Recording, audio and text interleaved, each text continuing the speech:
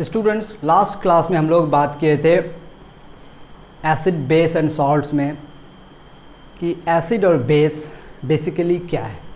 उस क्लास में हम लोग जाने थे कि जितने सारे एडिबल सब्सटेंसेस अगर उसमें खट्टा स्वाद होता है, सॉर टेस्ट होता है, that means that substance contain acid, and if the substance have any bitter taste it means it has base, यानी कि बेस का जो टेस्ट है, ठीक है, वो टेस्ट कैसा है, बिटर टेस्ट है, और एसिड का जो टेस्ट है वो सार टेस्ट है। ये हम लोग देखे थे। कुछ सब्सटेंसेस जैसे विनेगर हम लोग पढ़े थे, लेमन जूस, कुछ बहुत सारे सब्सटेंसेस पढ़े थे हम लोग, ऑक्सैलिक एसिड, एसिटिक एसिड, है ना, मिथेनोइक एसिड, इथेनोइक एसिड, ये सारे हम लोग पढ़े थे। इसी तरह से बेस क्या हो सकता है आपका, क्या क्या चीज़ें बेस हो सकती है। आप खीरा खाते हैं, खीरा कभी कभी तीता होता है, तो उसमें जो एक्सट्रैक्ट्स होता है, that very extract is actually your base, ठीक है। यानी कि जितने सारे बिटर टेस्ट वाले चीज़ें होते हैं उसमें बेस होता है। इसका मतलब वो सारे खाली बेस खाली तो नहीं होता है, नहीं, इसके अलावा भी बहुत सारे बेस होते हैं, इसके अलावा भी बहुत सारे एसिड्स होते हैं जिसको हम लोग चख के नहीं देखते हैं। इसके टेस्ट के बहुत सारे तरीके हैं, और एसिड को टेस्ट करने के लिए जो सबसे कॉमन चीज़ होता है उसको हम लोग बोलते हैं इंडिकेटर। एसिड बेस को टेस्ट करने के लिए हमारे पास कुछ केमिकल सब्सटेंस होते हैं, and these chemical substances are indicators. पिछली क्लास में हम लोग किसके बारे में बात किए थे, लिटमस के बारे में बात किए थे कि लिटमस ओरिजिनली जो है किस कलर का होता है, लिटमस ओरिजिनली पर्पल कलर का होता है, यानी कि न्यूट्रल होता है, वो ना तो एसिडिक होता है और ना ही बेसिक होता है, लेकिन बेस के साथ मिला के उसको ब्लू बनाया जाता है और एसिड के साथ मिला के उसको रेड बनाया जाता है। And that very litmus is available in the market as the paper strips in 2 different colours. एक को हम लोग बोलते हैं रेड लिटमस पेपर, एक को हम लोग बोलते हैं ब्लू लिटमस पेपर। वहाँ जाने से पहले हम लोग जानते हैं कि इंडिकेटर्स है क्या। तो indicators are the chemical substance, ठीक है। मैं बोर्ड पे डेफिनेशन नहीं लिखा हूँ, लेकिन मैं बता रहा हूँ, आप इसको लिख सकते हैं। Indicators are the chemical substance which are added to acidic और basic solution in small amount to identify them. फिर से मैं बोल रहा हूँ, indicators are the chemical substance which are added in a small amount to a solution to find out whether the substance is acidic or basic। very simple। generally क्या होता है कि indicators acid और base को indicate करता है, इसीलिए indicators को लोग acid base indicator के नाम से जानते हैं। यानी कि indicator को आप acid base indicator भी कह सकते हैं। अब ये acid base indicator करता क्या है, acid base indicators gives one color in acidic solution and different color in basic solution। ये क्या करेगा, gives one color in acidic solution and different color in basic solution, ठीक है। एक अगर एसिडिक सॉल्यूशन में एक कलर होगा तो जाहिर सी बात है बेसिक सॉल्यूशन में उसका एक दूसरा कलर होगा, सो दैट आप आइडेंटिफाई कर सकें कि ये एक एसिड है, दूसरा बेस है। इंडिकेटर वो सब्सटेंस है, जो केमिकल सब्सटेंस है, जो एसिड और बेस को पहचानने में मदद करता है। और ध्यान रहे कि इंडिकेटर हम लोग बहुत ज़्यादा अमाउंट में इस्तेमाल नहीं करते, little amount, that very little amount can detect whether the substance is acid or base। Simple, आप उसको लिख सकते हैं। अब मैं कुछ यहाँ पर इंडिकेटर्स का एग्जांपल लिया हूँ, उसमें आपको बताया कि litmus paper, blue litmus paper होता है और रेड लिटमस पेपर होता है।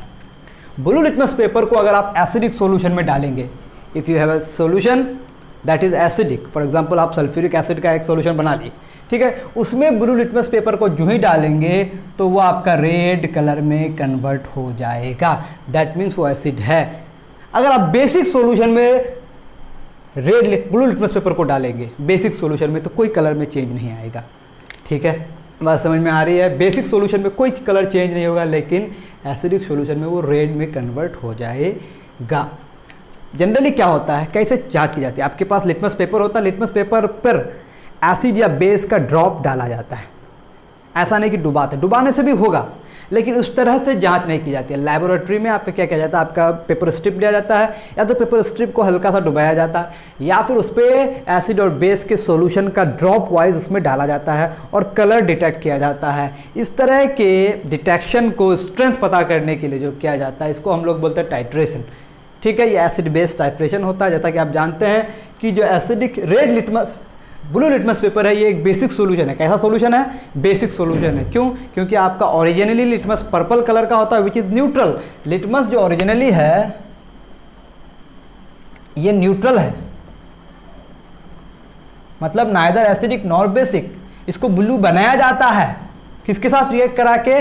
बेस के साथ रिएक्ट करा के। तो एसिडिक सॉल्यूशन में डालेंगे तो एसिड और बेस का रिएक्शन होगा और यहाँ से स्ट्रेंथ पता चलता है। इसी को हम लोग बोलते हैं acid base titration, which is very very important for your higher classes. It means for class 11th and 12th वहाँ टाइट्रेशन का बहुत ज़्यादा इंपॉर्टेंस होता है जब आप कंसनट्रेशन स्ट्रेंथ सॉल्यूशन का पढ़ते हैं।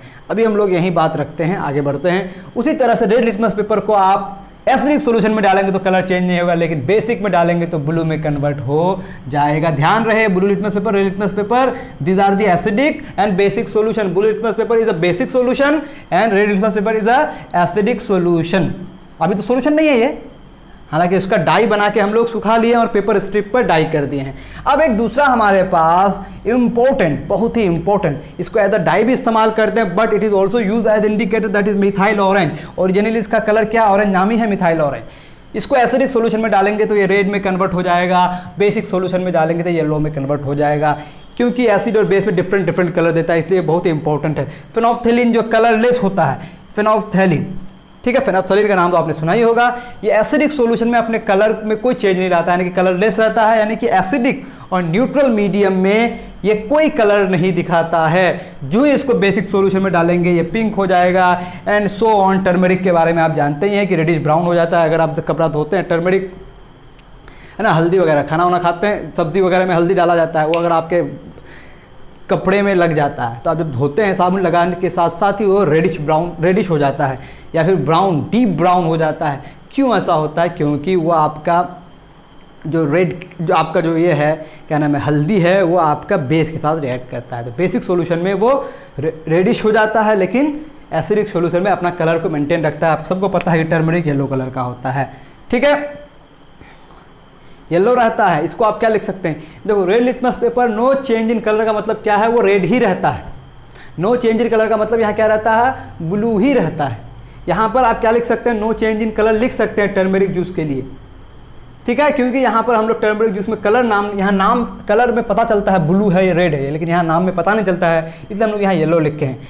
इसका मतलब आप यहाँ ये भी लिख सकते हैं, नो चेंज इन कलर भी लिख सकते हैं, क्योंकि इसका ओरिजिनली कलर ही येलो होता है, नो चेंज इन कलर। उसी तरह से आपके पास red cabbage juice. Red cabbage juice purple colour का आप सब देखे होंगे। जो रेड कैबेज होता है पर्पल कलर का होता है, उसका जूस बनाएंगे, एसिडिक सॉल्यूशन में डालेंगे, रेड में कन्वर्ट हो जाएगा, बेसिक सॉल्यूशन में डालेंगे, ग्रीन में कन्वर्ट हो जाएगा। These are some of the indicators and these indicators are known as acid base indicator. आपको ये सारे याद होने चाहिए। एसिड और बेस के डेफिनेशंस के लिए इंडिकेटर्स का याद होना ज़रूरी है। इनफैक्ट डेफिनेशन में ही आता है कि रेड लिटमस पेपर को एसिड क्या करता है, रेड लिटमस पेपर को एसिड क्या करता है? कोई कलर चेंज नहीं ला पाता, लेकिन ब्लू लिटमस पेपर को क्या करता है? वो रेड में कन्वर्ट कर देता है। इसी तरह से बेस के डेफिनेशन में क्या आएगा कि वो रेड लिटमस पेपर को ब्लू में कन्वर्ट कर देता है, लेकिन जो आपके पास ब्लू लिटमस पेपर है उसको कोई कलर चेंज नहीं करता है। आप ध्यान देंगे सब बातें, ठीक है, इसको आप लिख लीजिए और इसको याद करना ज़रूरी है। ये बहुत ही इंपॉर्टेंट है। ये सारे के सारे जो इंडिकेटर्स हैं, these are very very important for your exam point of view. यहाँ से क्वेश्चंस ऑब्जेक्टिव आ जाते हैं आपके, ठीक है। आप स्क्रीनशॉट ले सकते हैं या फिर इसको लिख सकते हैं, दिस इज़ वेरी इंपॉर्टेंट, ठीक है। इंडिकेटर का डेफिनेशन आप लिख लेंगे, जो बताता है, डिटेक्ट करता है सब्सटेंस एसिड है या फिर बेस है, ठीक है, ऑलराइट। अब इंडिकेटर में एक स्पेशल टाइप है जिसको लोग कहते हैं ऑल्फैक्टरी। क्या कहते हैं? Olfactory indicators. क्या कहते हैं इसको? Olfactory indicators. यहाँ पर कलर चेंज हो रहा था, अब स्मेल से पता करेंगे। जब एसिड और बेस के साथ उसको ट्रीट करेंगे, कुछ ऐसे इंडिकेटर्स हैं, when they are treated with acid और base give different smell and that very characteristic smell detect whether the substance is acid और बेस। आ रही बात समझ में? यानी कि डिफरेंट स्मेल देगा। One odour in acid and different odour in base. Order नहीं, ऑर्डर, दैट इज स्मेल। ठीक है, लिख लेते हैं हम लोग एक special type of indicator and that very indicator. अच्छा, यहाँ पे आप इंडिकेटर्स को नेचुरल एंड आर्टिफिशियल कर सकते हैं, कुछ नेचुरल है कुछ आर्टिफिशियल है, लेकिन सब क्लासिफिकेशन इतना इंपॉर्टेंट नहीं है। मूविंग टू द नेक्स्ट, हमारे पास है ऑल्फैक्टरी।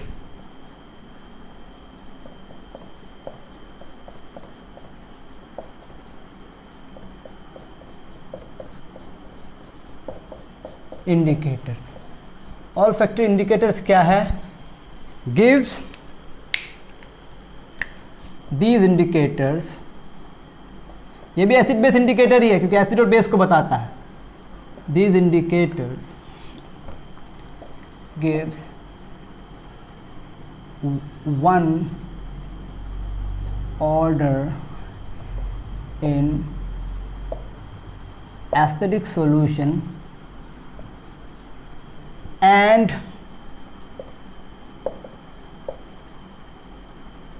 different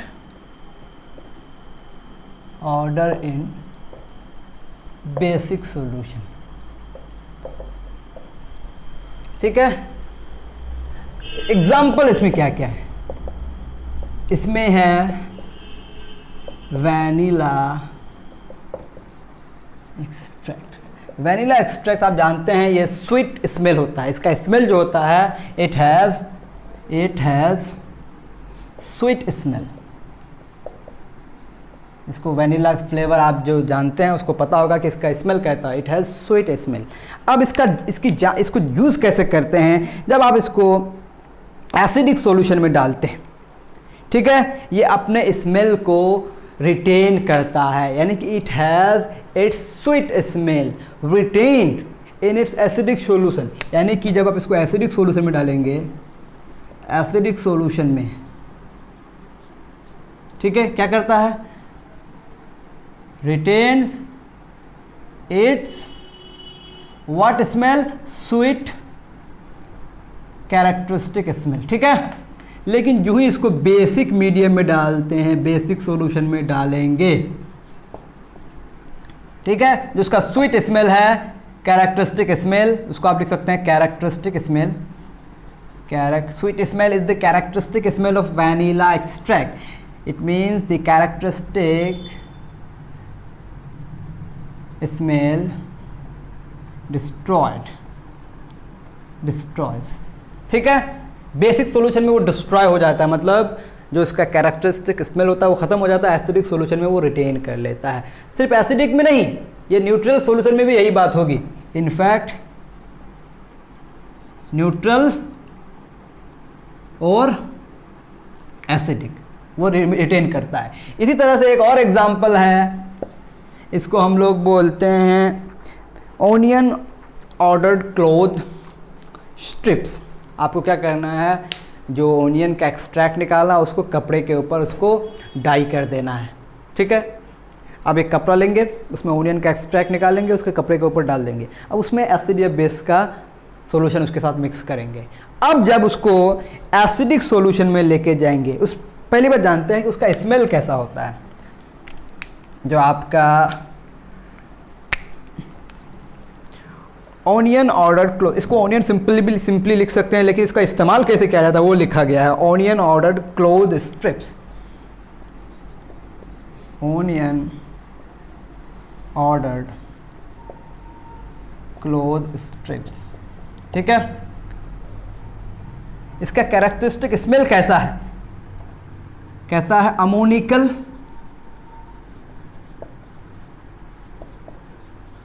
smell. अमोनिया का वाटर के साथ जब सॉल्यूशन बनता है उस तरह का इसमें स्मेल होता है। और जब ये इसको एसिडिक सॉल्यूशन में डालेंगे, एसिडिक सॉल्यूशन में, एसिडिक सॉल्यूशन में, इसको याद करने वाली बातें हैं, याद रहे। ठीक है, एसिडिक सॉल्यूशन में क्या करता है? ये रिटेन कर लेता है, retains it's ammonical smell is the characteristic smell of onion ordered cloth strip. It means जो आपका ब्याज होता है इसमें एक अमोनिकल ऑर्डर होता है, आपको पता होगा, बहुत ही भयंकर होता है। रिटेन इट्स कैरेक्टरिस्टिक स्मेल, और जो ही इसको बेसिक सॉल्यूशन में लेके जाएंगे कैरेक्टरिस्टिक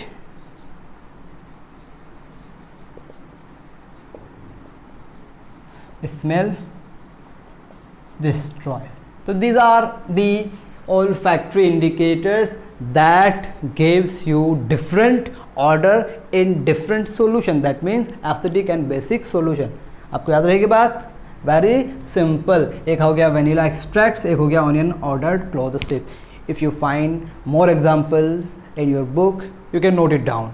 मैं इतना ही मेरे लिए काफ़ी है, एग्ज़ाम पॉइंट ऑफ व्यू के लिए भी इतना काफ़ी है। इसके अलावा मुझे लगता है कि वो जो क्लोव का जो एक्सट्रैक्ट होता है, उसका जो ऑयल होता है, उसको भी एज अ इंडिकेटर यूज़ किया जाता है, ऑल्फैक्टरी इंडिकेटर। तो what is the basic difference between acid base indicator and olfactory indicator? Both are acid base indicator, but that सब जो कॉमनली होता है indicator that gives different colour in acidic and basic solution, but olfactory indicators gives different odour in acidic and basic solution as you have seen here. In acidic solution vanilla extracts retain its characteristic smell, that is sweet smell, and onion retains its ammonical smell in acidic solution, but both destroys its characteristic smell in basic solution. Okay, याद रहेगी बात। Indicators की बात हो गई। अब indicator से पता चल गया कि एसिड में क्या होगा, बेस में क्या होगा। अब बारी आती है एसिड और बेस को डिफाइन करने की, डिटेल पढ़ने की। एसिड और बेस का कोई स्पेसिफिक डेफिनेशन नहीं है, ये बात ध्यान रहे। There is no such specific definition. क्यों? क्योंकि एसिड और बेस के लिए जो थ्योरीज हैं धीरे धीरे इवॉल्व हुई हैं। सबसे पहली जो थ्योरी आई थी एसिड और बेस के लिए, जो केमिकल थ्योरी थी, इसके अलावा तो आप जानते ही हैं कि एसिड्स वो सारे सब्सटेंसेस हैं जो खट्टा होता है। एसिड्स कोरोसिव नेचर का होता है।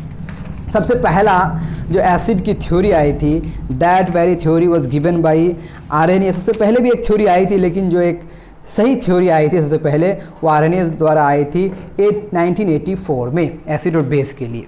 ठीक है, तो हम लोग उसी थ्योरी से अपनी पढ़ाई शुरू करेंगे और बाकी कॉमन प्रॉपर्टीज़ को बाद में जानेंगे। ठीक है, पहले हम लोग डिफाइन कर लेते हैं what is acid on the basis of Arrhenius theory. इसके अलावा हमारे पास और भी, याद रहे, एसिड और बेस के लिए बहुत सारे थ्योरीज धीरे धीरे इवॉल्व हुई है, क्योंकि हर थ्योरी में कुछ ना कुछ लिमिटेशंस हैं।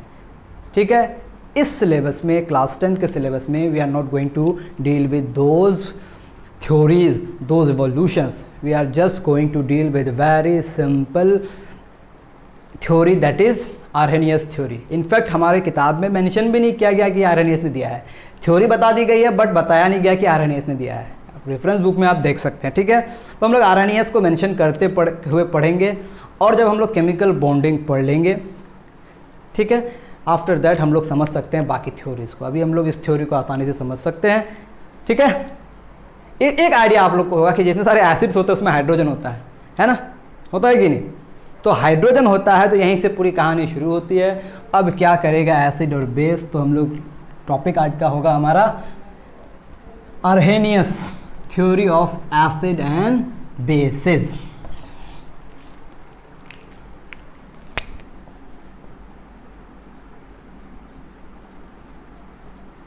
आर्हेनियस थ्योरी, इसको कॉन्सेप्ट भी लिखते हैं लोग, ऑफ एसिड्स एंड बेसिस। 1984 में इन्होंने अपनी थ्योरी को इंट्रोड्यूस किया।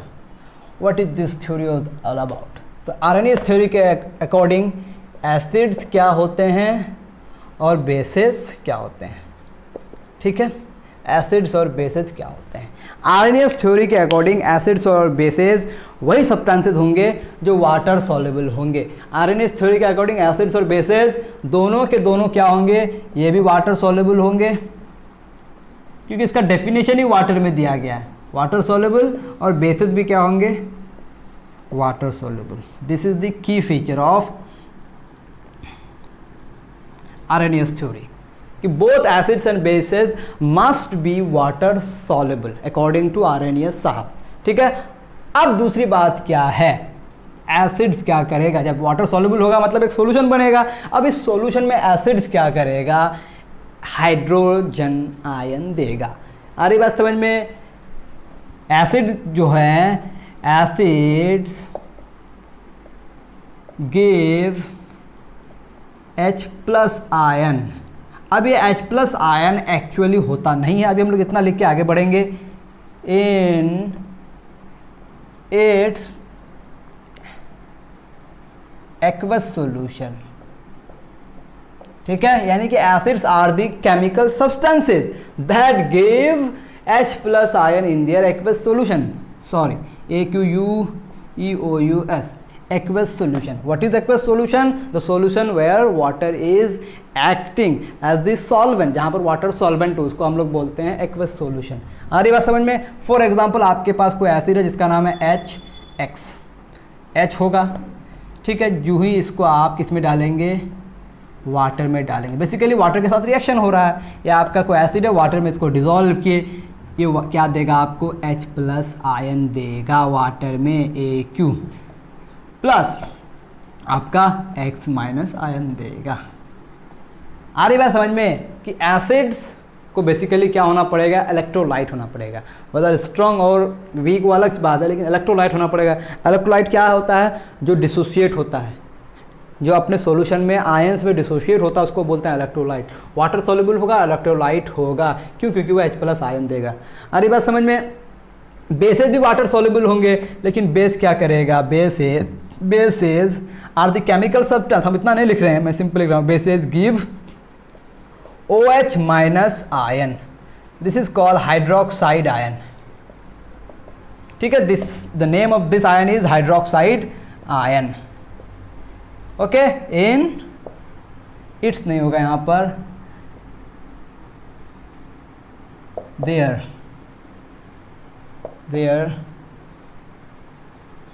एक्वस सॉल्यूशन, ठीक है। हम जनरल लिख लेते हैं, ये एक जनरल हम लोग लिख लिए, और यहाँ पे एक जनरल बेस ले रहे हैं हम, एक जनरल बेस ले रहे हैं हम लोग, तो इसमें OH होना ही पड़ेगा, ले रहे हैं हम लोग MOH, एक बेस हम लोग ले लिए, ठीक है। डिजॉल्विंग इन वाटर, जो ही वाटर में डिजॉल्व करेंगे, this is actually the reaction between base and water, acid and water, ऐसे किताब में मेंशन किया गया। लेकिन हम क्या लिख रहे हैं, एसिड को वाटर में डिजॉल्व कर रहे हैं, बेस को वाटर में डिजॉल्व कर रहे हैं। It means you are interacting both of them, it means there is a chemical reaction is going on and this very chemical reaction is going on, ठीक है। अभी यहाँ हकीकत क्या है अभी हम लोग देखते हैं। यहाँ पर क्या हो जाएगा, आपका M जो है कैटायन देगा, ठीक है, और आपका OH- आयन, ये एनायन हो गया। AQ क्यों लिख रहे हैं, because they are dissolve in the water. आ रही बात समझ में? एग्जाम्पल्स बाद में जानते हैं हम लोग, पहले आप लिख लीजिए कि एसिड्स क्या हो गया और बेस क्या हो गया on the basis of Arrhenius theory, ठीक है। अभी हम लोग एग्जाम्पल्स देखेंगे कि एसिड्स किस तरह से बिहेव करता है और बेस किस तरह से बिहेव करता है। Please note it down, then will move to the examples, don't worry. बहुत ही सिंपल है चैप्टर, इसमें आप मैक्सिमम चीज़ें ऑलरेडी पढ़ रखे हैं। ओके, अब एग्जांपल्स देखते हैं कि किस तरह से बिहेव करता है एसिड्स और बेस अलग अलग सॉल्यूशन में, ठीक है।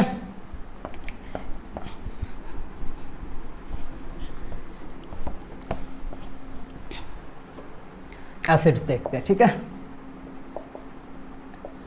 फॉर एग्जांपल आपने लिया जितने सारे हेलिक एसिड्स हैं, फॉर एग्जांपल आप ले लिया HCl या फिर HI, ठीक है, या फिर HBr, ठीक है, या फिर HF, जो सारे इसको, ये सारे लगभग गैसेज हैं, ठीक है। अभी हम फिजिकल स्टेट मैं नहीं लिख रहा हूँ, HCl का फिजिकल स्टेट मुझे पता है कि गैस होता है, ठीक है। Hydrogen iodide, I don't know the physical state, hydrogen bromide, I don't know the physical state, don't worry. Water में डिजॉल्व करेंगे, वाटर में डिजॉल्व करेंगे, वाटर में डिजॉल्व करेंगे, ऐसे आप लिख सकते हैं, ठीक है। क्या होगा रिएक्शन, H+ आपको देगा। अब कहा जाता है कि ये H+ एक्चुअली एग्जिस्ट करता नहीं है, ये H+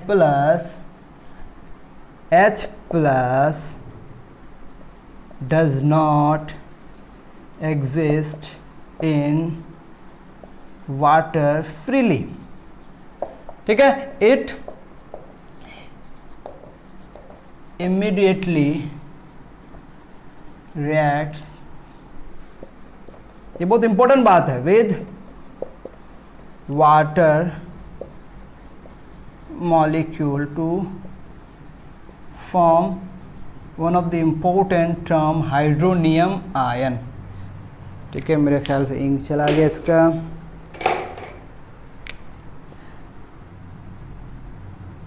हाइड्रोनियम आयन देता है।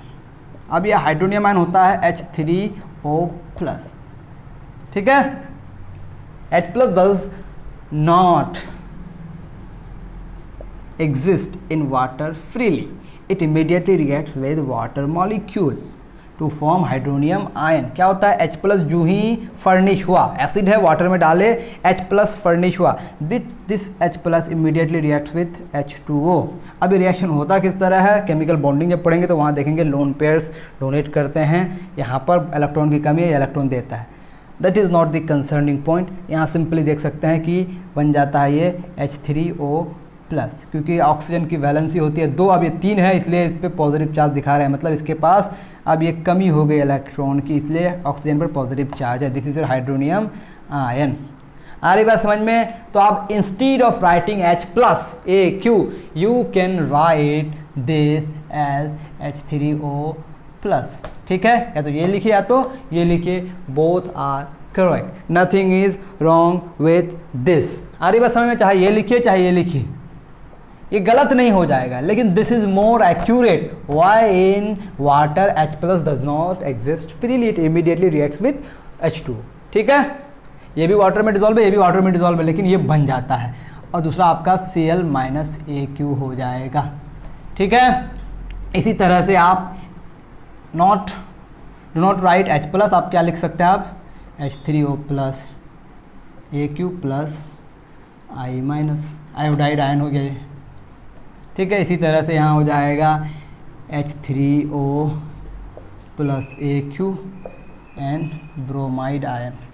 This are the acids. ठीक है, इसके अलावा भी आप एसिड्स लिख सकते हैं। प्लीज़ कॉपी दिस, आप इसको कॉपी करें।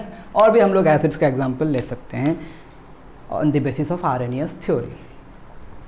ठीक है, हो गया, डन। और भी एग्जाम्पल्स लेते हैं।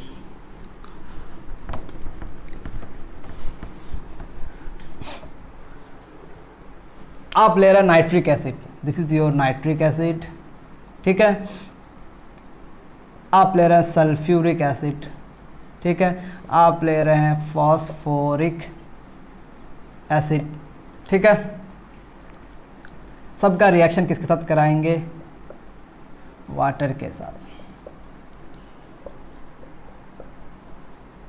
ठीक है,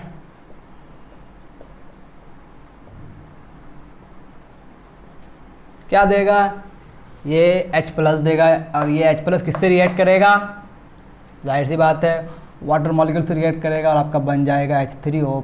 हम लोग नई बात सीख गए। अब यहाँ पर भी देगा ये H3O+।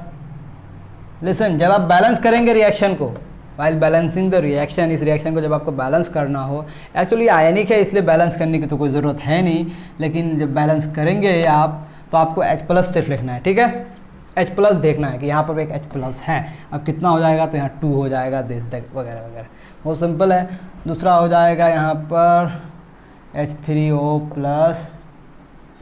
ठीक है, अब आप देख सकते हैं कि ये दूसरा आयन देगा NO3-, यहाँ पर क्या देगा एनायन SO4-2, और यहाँ पर आपको PO4-3। क्लियर? अब आप जान पढ़े हैं कि नॉन मेटालिक ऑक्साइड जो होते हैं generally non metallic oxides are acidic, है ना। इसका मतलब क्या है, इसका मतलब ये है कि आपके पास फॉर एग्जांपल कोई एक ऑक्साइड है, फॉर एग्जांपल NO2 है। ठीक है, ये NO2 गैस है, जो इसको वाटर में डिज़ोल्व करेंगे ये आपका फाइनली बना देगा नाइट्रस एसिड या नाइट्रिक एसिड। ठीक है, चलिए हम लोग लिखते हैं HNO, अगर आप HNO3 बन गया ठीक है। ये HNO3 क्योंकि वाटर है, ये HNO3 फर्दर क्या करेगा, फर्दर ये अब आपका एक्वस है, मतलब ये अब डिसोशिएट होगा। अब ये डिसोशिएट होके क्या देगा आपको, H+ देगा, ठीक है, यानी कि H3O+ हो जाएगा और NO3- देगा। बात समझ में आ रही है। तो फाइनली इसके तरह बिहेव किया कि नहीं, इसीलिए ये क्या है, एक एसिडिक ऑक्साइड। इसी तरह से CO2 देख सकते हैं, इसी तरह से आप SO2 देख सकते हैं। ये सब के सब गैस हैं, इसको वाटर में डिज़ोल्व करेंगे तब रिस्पेक्टिव एसिड बनाएगा। ये क्या करेगा, H2CO3 बनाएगा। जो ही वाटर में एसिड बना, ये एसिड वाटर में डिसोसिएट होके H+। आ रही बात समझ में। मैं दिखने के लिए H+ लिख रहा हूँ क्योंकि H+ is actually hydronium ion. तो अब दोनों लिखे गलत नहीं हो जाएगा, दोनों सेम ही सेंस में इस्तेमाल किया जाता है। CO3-2, ठीक है। यहाँ पर क्या हो जाएगा आपका, सल्फ्यूरिक एसिड बन जाएगा H2SO4। हालांकि स्टेप वाइज होता है, सल्फ्यूरस बनता है तब सल्फ्यूरिक बनता है। अभी हम लोग सिंपली लिख रहे हैं H2SO4AQ। जो वाटर में एसिड बना, ये क्या देगा आपको, H+ देगा और SO4-2 देगा। याद रहेगी बात। तो क्यों नॉन मेटालिक ऑक्साइड्स एसिडिक होते हैं, क्योंकि उसका एक्वस सॉल्यूशन एसिड बनाता है और वो एसिड उस तरह से बिहेव करता है, मतलब ये ओरिजिनली एसिड ही है। क्लियर। अब हम लोग कुछ बेस का एग्जांपल देखते हैं, ठीक है। हम लोग आरएनएस कॉन्सेप्ट को सिर्फ इसको पॉलिश कर रहे हैं, आरएनएस कॉन्सेप्ट को एग्जांपल्स के सहारे। Let's take some examples of bases. उसके बाद फिर हम लोग जनरल प्रॉपर्टीज पढ़ेंगे एसिड्स और बेस का। बेसिस, बेस का एग्जांपल बहुत ही common example, NaOH, sodium hydroxide, KOH, potassium hydroxide, CaOH2, calcium hydroxide, MgOH2, magnesium hydroxide, ठीक है। इसी तरह से आप लिख सकते हैं, इसका नाम अल्युमिनियम हाइड्रोक्साइड, ठीक है। आप देख सकते हैं वैलेंसी पता चलता है इसमें, हाइड्रोक्साइड की वैलेंसी 1 है और ये दोनों की वैलेंसी 1 है, यहाँ 2 है, यहाँ 2 है, यहाँ 3 है। इसको मैंने वाटर में डिज़ोल्व किया, तब को मैं एक एक करके वाटर में डिज़ोल्व कर रहा हूँ। And what would be the reaction, आपको पहले से पता चल गया कि अगर बेस है तो वाटर के साथ रिएक्ट कराने पर क्या देगा, क्या देगा, जल्दी बताएं। यहाँ क्या देगा, OH- आयन देगा ही देगा, सब के सब क्या देगा, OH- आयन। सिर्फ यहाँ फ़र्क क्या है, यहाँ एक OH- देगा, यहाँ पर भी एक OH- आयन देगा, एक फार्मूला यूनिट। यहाँ पर 2 OH- आयन देगा, एक फार्मूला यूनिट। यहाँ पर भी 2 OH- आयन देगा, यहाँ पर 3 OH- आयन देगा। आ रही बात समझ में। यानी कि एनायन तो बन गया। अब कैटायन क्या है, यहाँ पर Na+ कैटायन है, सब के सब डिज़ोल्व स्टेट में है, यानी कि पानी के अंदर है। यहाँ पर calcium +2 Mg+2 and you have Al+3AQ, ठीक है।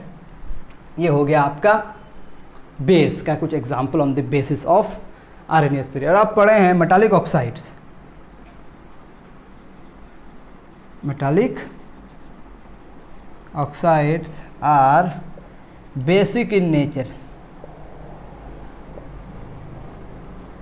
ठीक है। जनरली ये बात पढ़े हैं। इसके अलावा आप पढ़े हैं कि अमोनिया एक बेस है। अब अमोनिया बेस कैसे है, या फिर आपका Na2O बेस कैसे है, या फिर आपका CaO बेस कैसे है। क्यों बेस है ये सारा, क्योंकि अमोनिया को पानी में आप डिज़ोल्व करते हैं तो ये बनाता है अमोनियम हाइड्रोक्साइड AQ, और ये अमोनियम हाइड्रोक्साइड AQ जो ही पानी के अंदर बना, it immediately dissociates into NH4+ ion और OH- आयन। यानी कि आप डिज़ोल्व किए थे अमोनिया, लेकिन आपको मिल क्या रहा है, NH4 और OH- आयन मिल रहा है। इसका मतलब ये क्या है, बेस है। इसी तरह से इसको वाटर में डिज़ोल्व करेंगे, ये तुरंत बना देता है NaOH, और ये NaOH AQ है और ये इमीडिएटली क्या करता है, Na+ बनाता है, AQ और OH माइनस आयन बनाता है। यानी कि आरएनएस कॉन्सेप्ट से हम लोग बेसिक ऑक्साइड को डिफाइन करने की कोशिश कर रहे हैं, यानी कि मेटालिक ऑक्साइड को। यहाँ आप लिख ही सकते हैं यहाँ क्या होने वाला है, क्या होने वाला है, ठीक है। तो ये हो गया एसिड और basis on the basis of RNS concept, ठीक है। आज हम लोग यहीं पर फिनिश करते हैं। अगले क्लास में हम लोग एसिड और बेसिस की कुछ कॉमन प्रॉपर्टीज़ पढ़ेंगे, then we will deal with the chemical properties of acids and bases, ठीक है।